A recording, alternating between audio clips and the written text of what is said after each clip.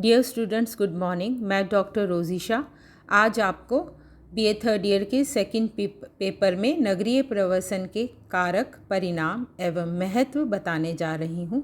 सबसे पहले मैं ले रही हूँ नगरीय प्रवसन के कारक। भारत में अन्य देशों की तरह से नगरीकरण की प्रवृत्ति में वृद्धि होती जा रही है।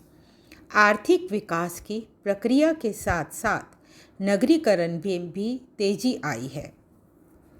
नगरीकरण की प्रक्रिया में ग्रामवासियों का भी योगदान है। ग्रामों से लोग नगरों में जाकर बस जाते हैं। ग्रामों से नगरों की ओर उत्प्रवासन करते हैं। नगरों के आसपास बसे ग्रामों से प्रतिदिन भारी संख्या में ग्रामवासी आते रहते हैं। इस प्रकार से आने वाले ग्रामीणों की संख्या में निरंतर वृद्धि देखी जा सकती है। जब गांव में अकाल सूखा पड़ता है या बाढ़ आ जाती है, तब भी भारी संख्या में ग्रामीण लोग नगरों की ओर पलायन करते हैं। ग्रामों से नगरों की ओर उत्प्रवासन करने के कारणों को दो भागों में मुख्य रूप से वर्गीकृत करके हम समझ सकते हैं। एक धक्का देने वाले कारक और दूसरा आकर्षक कारक। गांव से नगर की ओर प्रवसन को प्रोत्साहन देने वाली दशाएं उन दशाओं से भिन्न होती हैं जिनके प्रभाव से व्यक्ति एक नगर से दूसरे नगर में अथवा एक देश से दूसरे देश में प्रवसन करते हैं। लेकिन ग्रामीण प्रवसन की तरह नगरीय प्रवसन में भी धक्का देने वाले कारक तथा आकर्षक कारकों का समान योगदान होता है। नगरीय प्रवसन को प्रभावित करने वाले या प्रोत्साहन देने वाली दशाओं को हम निम्न कारकों के अंतर्गत, जिन्हें मैं आपको अभी बताऊंगी, रखकर समझ सकते हैं। सबसे पहले सामाजिक कारक मैं आपको समझाने जा रही हूँ।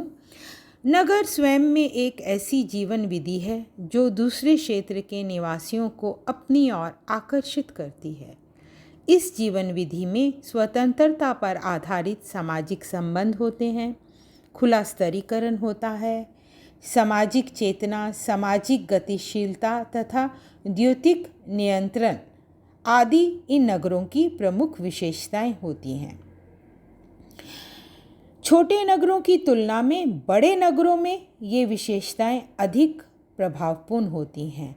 गांवों से नगर की ओर एक बड़ी संख्या में प्रवसन करने वाली निम्न जातियों के ग्रामीण लोग जब वहाँ पर जातिगत निर्योग्यताओं का शिकार नहीं होते हैं, तो ये एक उनके लिए आकर्षण का कारण होता है।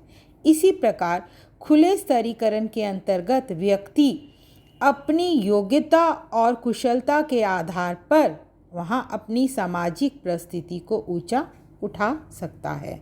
नगरों में जनसंख्या की विभिन्नता के कारण अधिकांश व्यक्ति एक दूसरे की जाति, पारिवारिक पृष्ठभूमि तथा मनोवृत्तियों से अपरिचित होते हैं और इससे व्यक्ति अपना अधिकांश समय उपयोगी लाभकारी क्रियाओं में व्यतीत कर सकता है। सामाजिक चेतना के कारण व्यक्ति को स्वतंत्र जीवन व्यतीत करने का अवसर मिलता है।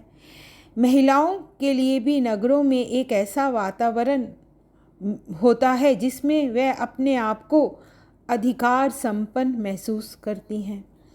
आर्थिक जीवन के अतिरिक्त सामाजिक जीवन में भी प्रतियोगिता होने के कारण लोगों को अपनी परिस्थिति को ऊंचा उठाने का प्रोत्साहन मिलता है।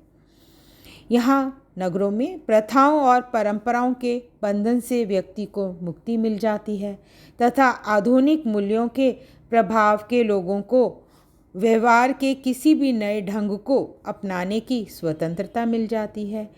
कहने का अर्थ है कि ये सभी वह सामाजिक दशाएं हैं जो नगरीय प्रवसन को प्रोत्साहन देती हैं। अब मैं आपको दूसरा कारक साझा करने जा रही हूँ आपके साथ, वह है आर्थिक कारक। नगरीय प्रवसन से संबंधित लगभग सभी अध्ययन ये स्पष्ट करते हैं कि अधिकांश प्रावर्जक बेहतर आर्थिक अवसरों के कारण ही अपने जन्म स्थान को छोड़कर नए नगरीय क्षेत्र में जाकर बसते हैं। और ये बात आंतरिक और अंतर्राष्ट्रीय दोनों तरह के प्रवसन के लिए समान रूप से सच है। अधिकांश विकासशील देशों की तरह भारत में भी कृषि से प्राप्त होने वाली कम आय, व्यवसाय के सीमित अवसर हैं तथा बेरोजगारी की प्रमुख दशा है, जिनके कारण एक बड़ी संख्या में ग्रामीण लोग नगर की ओर प्रवासन करते हैं। नगर की खुली हुई अर्थव्यवस्था में उन्हें विभिन्न प्रकार के रोजगार के नौकरी के अवसर प्राप्त होते हैं। एक नगर से दूसरे नगर में भी व्यक्ति तभी प्रवासन करता है जब उसे नए नगर में पहले की तुलना में आजीविका और सुविधाएं अधिक प्राप्त होती हैं। इसी प्रकार एक देश को छोड़कर दूसरे देश की ओर भी लोग तभी प्रवासन करते हैं जब वहाँ उन्हें अपने देश की तुलना में अधिक आय प्राप्त करने का अवसर मिलता है। राष्ट्रीय सैंपल सर्वे द्वारा दिए गए आंकड़ों से ये स्पष्ट है कि नगरीय प्रवासन से संबंधित लगभग 75% पुरुष रोजगार के बेहतर अवसरों के कारण ही स्थान परिवर्तित करते हैं। जिन लोगों को प्रवासन के बाद भी आर्थिक सफलता प्राप्त नहीं हो पाती, वह पुनः अपने जन्म स्थान की ओर लौट जाते हैं।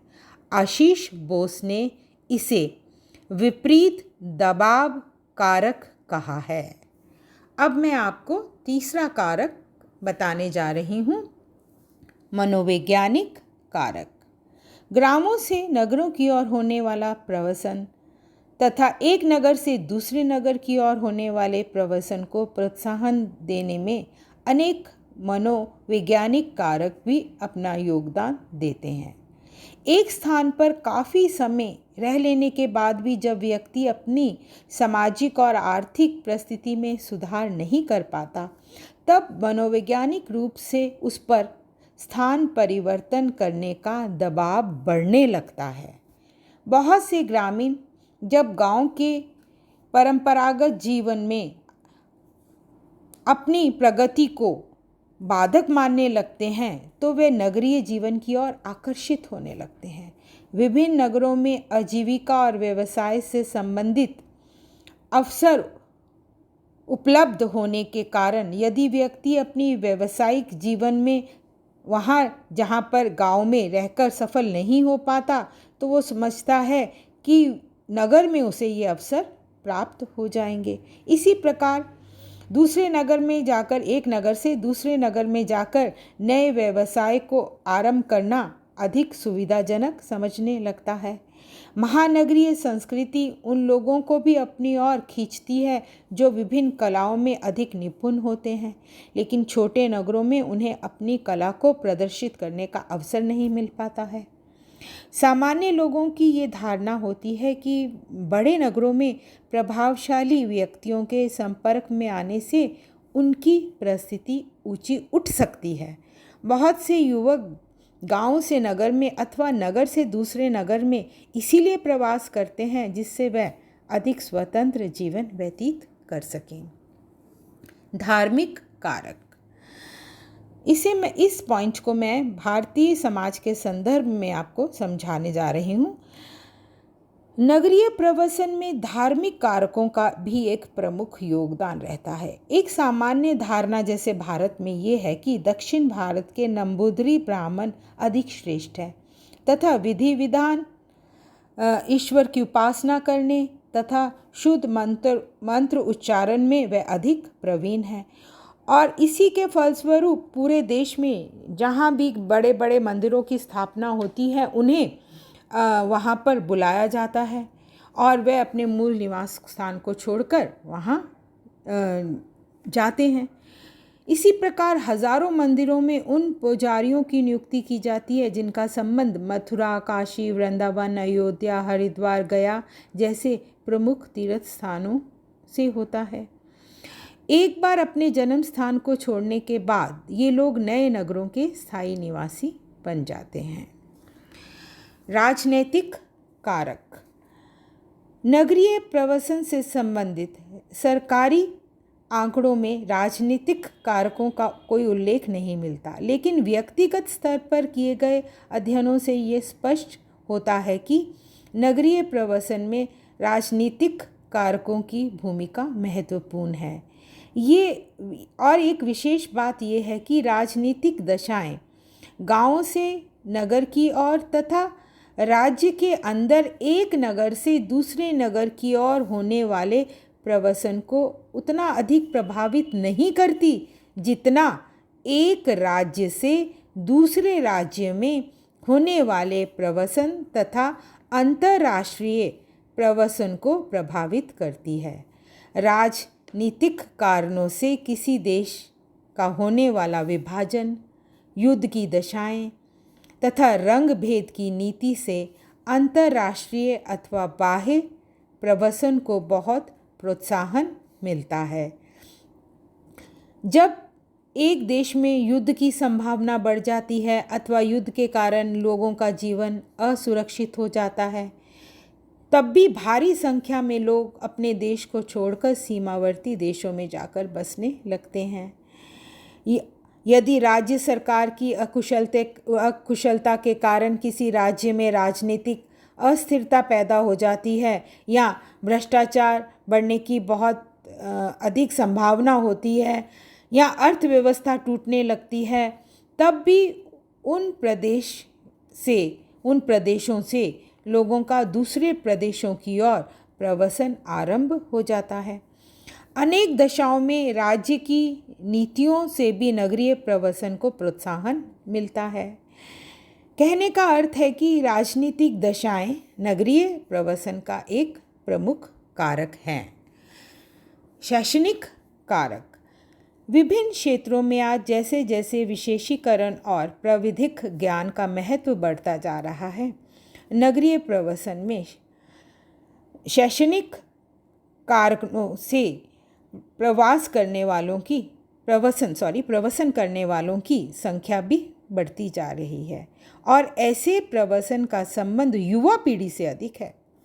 युवा पीढ़ी के सदस्य विज्ञान, टेक्नोलॉजी, संचार, चिकित्सा, प्रबंध तथा अनेक दूसरे क्षेत्रों में ख्याति प्राप्त शिक्षण संस्थाओं में शिक्षा प्राप्त करने के लिए अपने राज्य के अंदर अथवा राज्य से बाहर जाते हैं और इनमें से अधिकांश व्यक्ति अपने जन्म स्थान से हमेशा के लिए अलग होकर किसी ऐसे नगर में बस जाते हैं जहां उन्हें अपनी योग्यता दिखाने का अवसर मिलता है।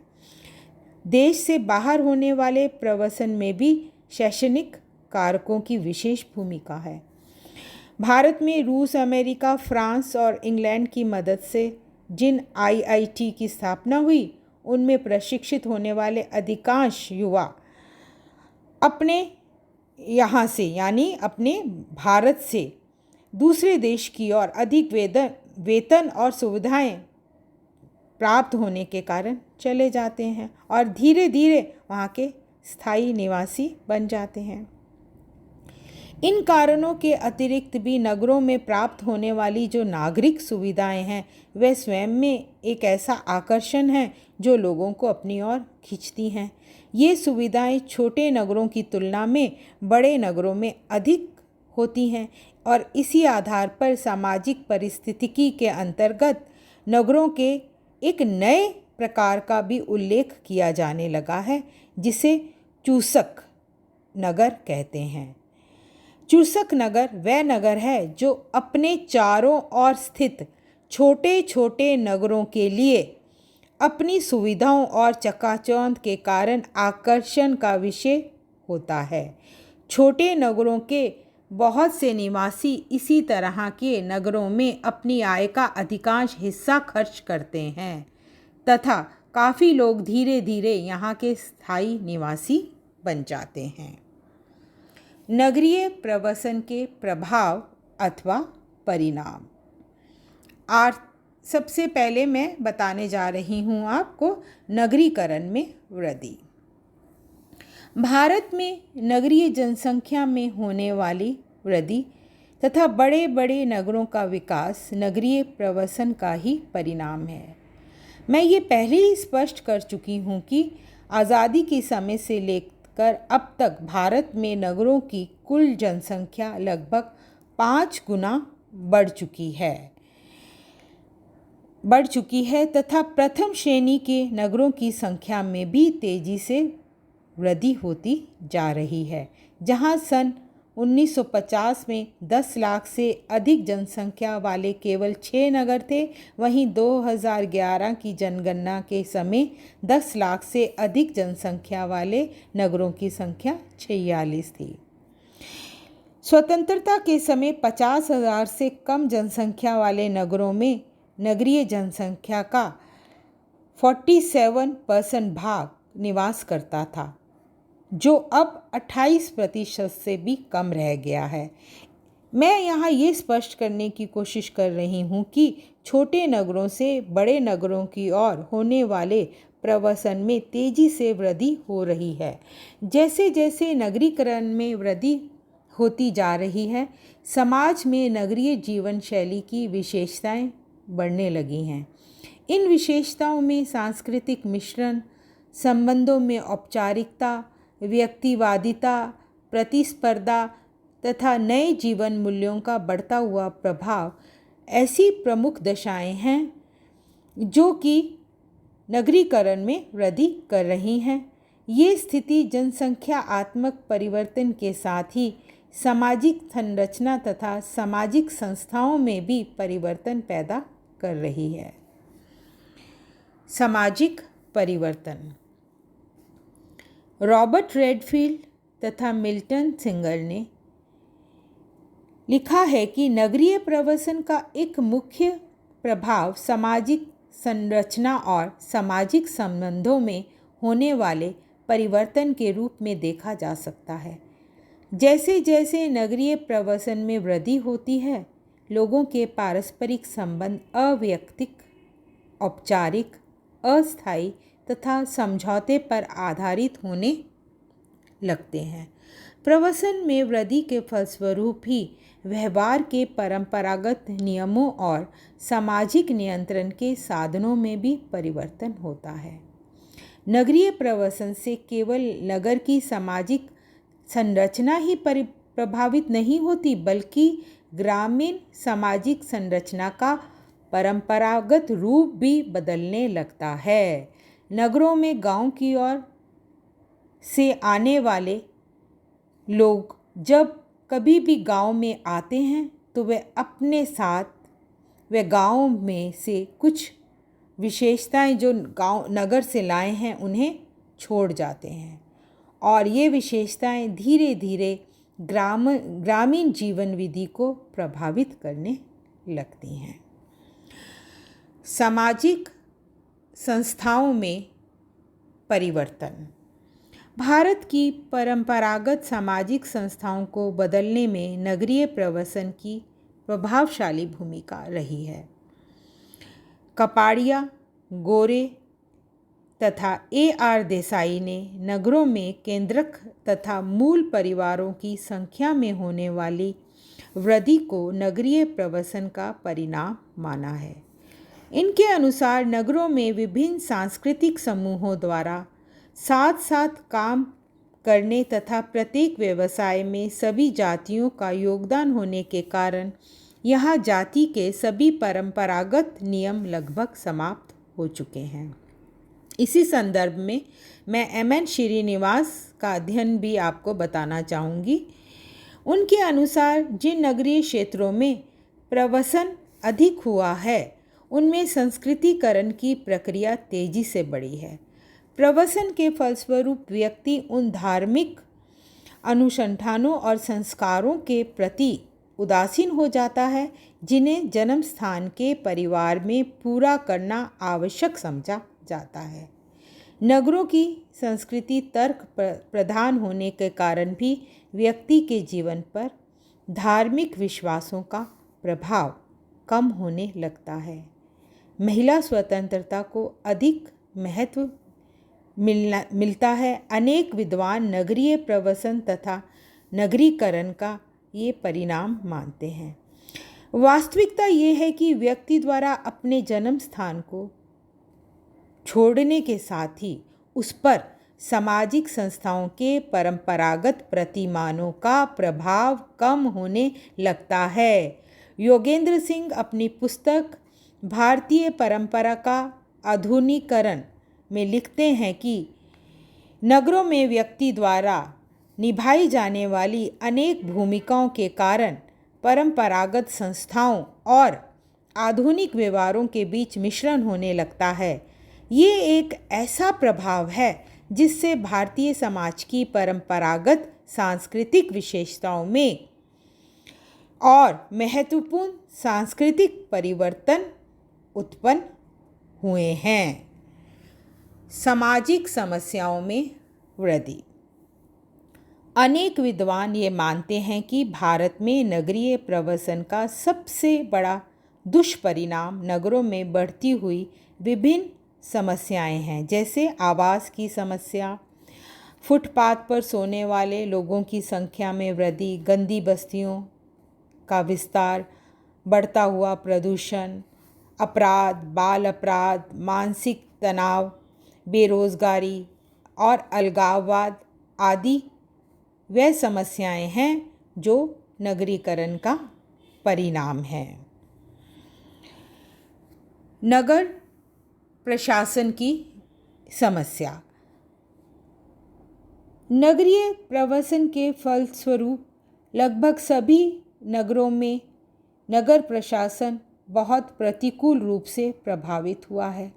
नगर प्रशासन के सामने शांति और व्यवस्था से लेकर आर्थिक, राजनीतिक, नैतिक और सांस्कृतिक जीवन को व्यवस्थित रखना कठिन होता जा रहा है।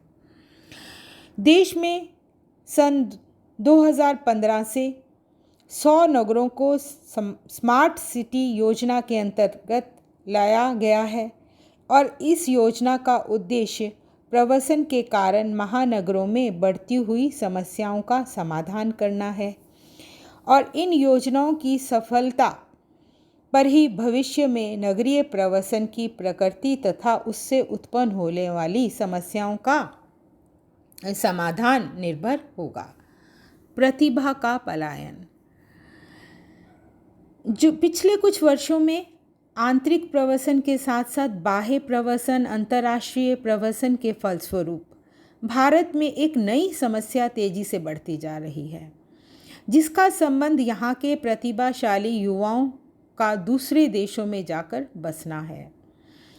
प्रविधिक ज्ञान, इंजीनियरिंग, चिकित्सा तथा प्रबंध के क्षेत्र में सर्वोच्च प्रतिभा वाले युवा जो प्रशिक्षित होते हैं, उनका एक बहुत बड़ा भाग विदेशों में अधिक वेतन मिलने के कारण प्रवसन करने लगा है और इसके फलस्वरूप हमारा देश उनके द्वारा किए जाने वाले आविष्कारों, खोजों और नवाचारों से वंचित रह जाता है। शुरू में ऐसा प्रवसन अस्थायी होता है, लेकिन इनमें से अधिकांश युवा विदेशों के स्थायी नागरिक बन जाते हैं। आर्थिक परिणाम। ये आपको मैं अंतिम परिणाम या प्रभाव नगरीकरण का, नगरीय प्रवसन का बताने जा रही हूँ। जिस स्थान पर जनसंख्या का घनत्व अधिक होने के कारण श्रमिकों की संख्या अधिक होती है, वहाँ से दूसरे क्षेत्रों में प्रवसन होने से दोनों क्षेत्रों में श्रम शक्ति का संतुलन स्थापित होने लगता है।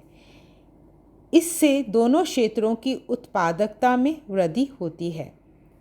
कम विकसित प्रदेश के नगरों में विकसित प्रदेशों में लोगों द्वारा प्रवसन करने से आर्थिक असमानताओं में कमी होने लगती है। प्रवसन करने वाले लोग विकसित प्रदेशों से आय अर्जित करके कमाकर अपने क्षेत्र में भेजते हैं, जिससे वह क्षेत्र आर्थिक रूप से लाभान्वित होने लगता है। ये बात नगरीय और ग्रामीण क्षेत्रों पर दोनों पर समान रूप से लागू होती है। जैसे इसका उदाहरण मैं बता रही हूँ कि भारत से खाड़ी देशों में होने वाले प्रवसन के फलस्वरूप भारत की विदेशी मुद्रा से बहुत अधिक वृद्धि हुई है।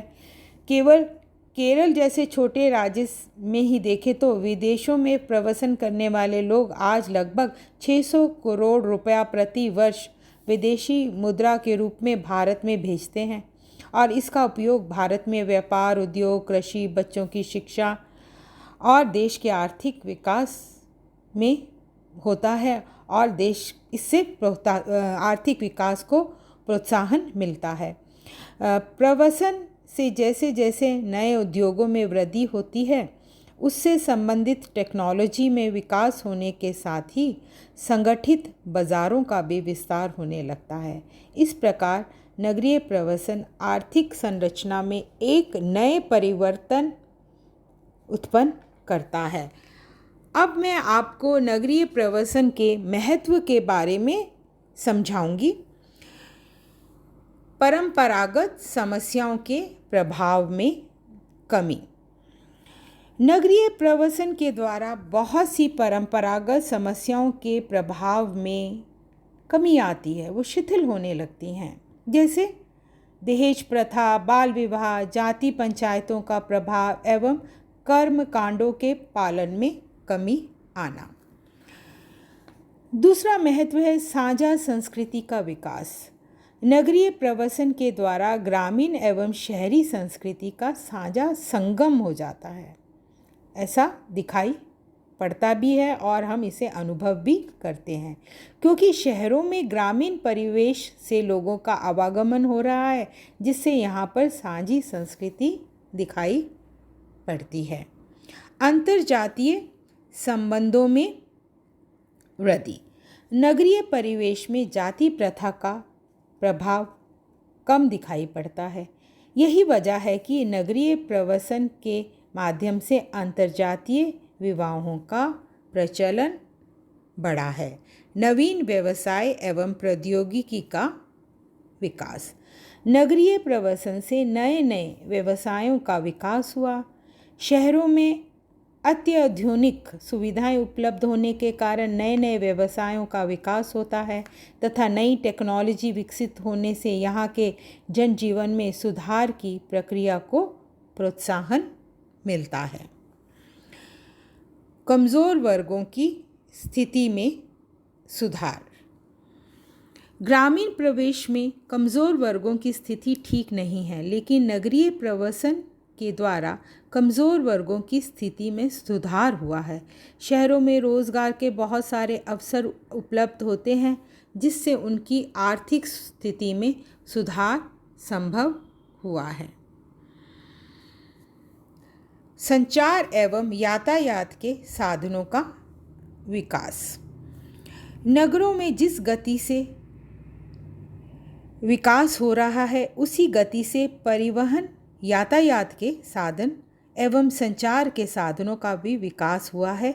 इससे विभिन्न समुदायों के बीच की स्थानीय दूरी सामाजिक विकास की बाधा नहीं रही है तथा व्यक्तियों के संबंधों का विस्तार होने से एक साझा संस्कृति को प्रोत्साहन मिला है। खुली सामाजिक व्यवस्था को प्रोत्साहन। नगरीय प्रवासन के माध्यम से खुली सामाजिक व्यवस्था का जन्म हुआ, जिसमें व्यक्ति एवं समाज दोनों ही खुले दिमाग से सोच विकसित हुई या सोच रहे हैं, सोचते हैं। यहाँ पर समाज के नाम पर कोई अनुचित प्रतिबंध नहीं है। सभी जातियाँ एवं धर्मों के लोग सर्व समाज के रूप में एक साथ निवास करते हैं। Thank you.